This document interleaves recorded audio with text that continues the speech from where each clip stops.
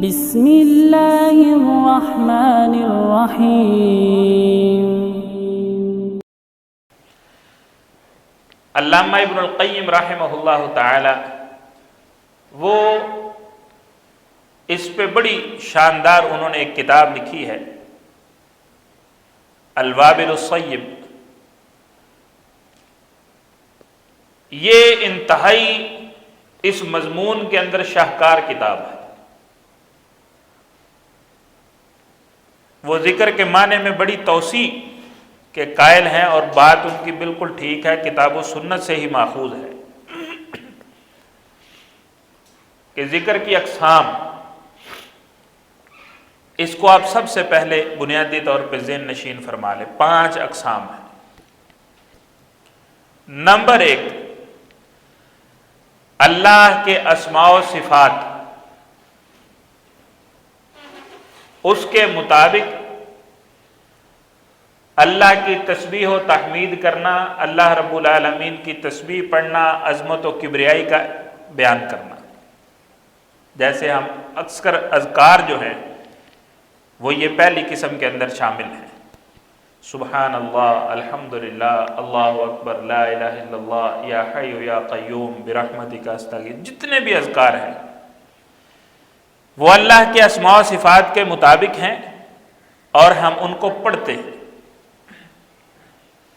ذکر کی دوسری قسم یہ ہے کہ اللہ کے اسماء و صفات سے جو کچھ ثابت ہوتا ہے اس کا اعتراف کرنا۔ اللہ اپنے مخلوق کی باتوں کو سنتا ہے، اس کا ہمیں اعتراف ہونا چاہیے کہ اللہ رب العالمین اپنی ہر مخلوق کی بات کو سنتا ہے۔ اللہ کے سمیع ہونے کا اعتراف کرنا، کوئی شے اللہ رب العالمین کی نظر سے اوجھل نہیں ہے، اس کا اعتراف کرنا۔ اللہ ہر چیز پہ قادر ہے، اس کا اعتراف کرنا۔ اللہ رب العالمین دلوں کے بھید جانتا ہے، اس کا اعتراف کرنا۔ اللہ رب العالمین غیب کو جانتے ہیں۔ تو اس قسم کی جتنی چیزیں جو اللہ کے اسماء و صفات سے ثابت ہوتی ہیں کہ یہ بھی اللہ کی صفت ہے، یہ بھی اللہ کی صفت ہے، یہ بھی اللہ کا نام ہے، یہ بھی اللہ کی کوالٹی ہے، یہ بھی اللہ کی قدرت ہے، تو ہمیں اس کا اعتراف کرنا ہے، اس کو ماننا ہے، تسلیم کرنا ہے۔ پہلی میں تھا کہ اسماء و صفات کے مطابق اپنی زبان سے کچھ پڑھنا، دوسری میں ہے کہ ان کا اعتراف کرنا کہ واقعی اللہ کی یہ ساری صفات اور قدرتیں موجود ہیں۔ نمبر 3، اللہ رب العالمین کے احکامات اور تعلیمات، ان کا تذکرہ کرنا کہ اللہ اس کام سے راضی ہوتا ہے اور اس کام سے اللہ ناراض ہو جاتا ہے، اس کام کے اللہ نے کرنے کا حکم دیا ہے، اس کام سے باز رہنے کا حکم دیا ہے۔ اوامر و نواہی، اللہ کے احکامات، اللہ کے آرڈرز، منہیات جن سے اللہ نے روکا ہے، ان کا تذکرہ کرنا۔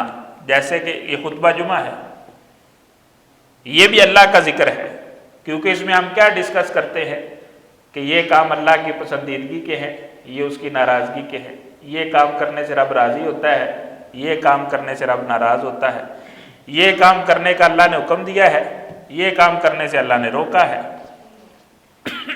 اسی طرح جلسے، دروس، دین کا علم حاصل کرنا، قرآن مجید کا ترجمہ پڑھنا پڑھانا، احادیث کا پڑھنا پڑھانا، دین کا پڑھنا پڑھانا، یہ سارا اس ذکر کے اندر شامل ہے کہ اللہ رب العالمین کے احکام اور تعلیم، اس کا تذکرہ کرتے رہنا۔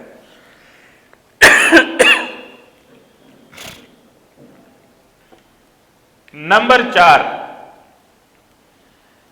اللہ رب العالمین کے جو آرڈرز ملے ان کو فالو کرنا۔ ہمیں پتہ چلا کہ اللہ رب العالمین نماز پڑھنے سے راضی ہوتے ہیں، نماز پڑھنی شروع کر دیں۔ ہمیں پتہ چلا کہ ہمسایوں کے ساتھ حسن سلوک کرنے سے اللہ راضی ہوتا ہے، हमसायों के साथ उसने सलूक करना शुरू कर दे, यानी उस पे अमल करना शुरू कर दे। हमें पता चला कि अल्लाह रब्बुल आलमीन ने सूद को हराम किया है, उससे भागने का रास्ता निकाल ले। हमें पता चले अल्लाह रब्बुल आलमीन ने जिना को हराम किया है, माँ बाप की नाफरमानी को हराम किया है, शिर्क को हराम किया है, उससे हमने दूर भागना है। ये भी अल्लाह का जिक्र है। अल्लाह के इन अहकामात का तज़किरा करना, ये तीसरी किस्म है। चौथी किस्म है कि अल्लाह के अहकामात के मुताबिक अमल करना, कि ये काम अल्लाह के राजी होने के हैं, हमने करने हैं, इन कामों से रब नाराज होता है, हमने इनसे दूर भागना और जान छुड़ानी। नंबर 5, अल्लाह रब्बुल आलमीन के एहसानात का तज़किरा करना, कि मुझ पे अल्लाह का क्या क्या एहसान है, क्या क्या नेमतें मेरे रब ने मुझे अता फरमा रखी, मेरे रब का मुझ पे कितना फजल है, मेरे रब की मुझे देन क्या है, मुझे आज तक मेरे रब ने कितनी नेमतों से नवाजा है, इसका तज़किरा करते रहना। ये भी अल्लाह का जिक्र और उसकी याद है। जैसा कि रसूलुल्लाह सल्लल्लाहु अलैहि वसल्लम किया करते थे कि मैं आदम अलैहिस्सलाम की सारी औलाद का सरदार हूं,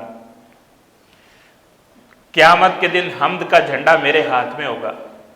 आदम अलैहिस्सलाम से लेके क़यामत तक आने वाला आखिरी शख्स सारे मेरे झंडे के नीचे जमा होंगे। ये अल्लाह के एहसानात थे ना उन पे, आप उनका तज़किरा करते थे। अल्लाह ने मुझे नहर कौसर अता फरमाई है, अल्लाह ने मुझे हौज़े कौसर अता फरमाया है, उसकी ये खूबियां और क्वालिटियां हैं। तो ये जिक्र की 5वीं किस्म में आता है। हमें भी अल्लाह के एहसानात का तज़किरा करना चाहिए।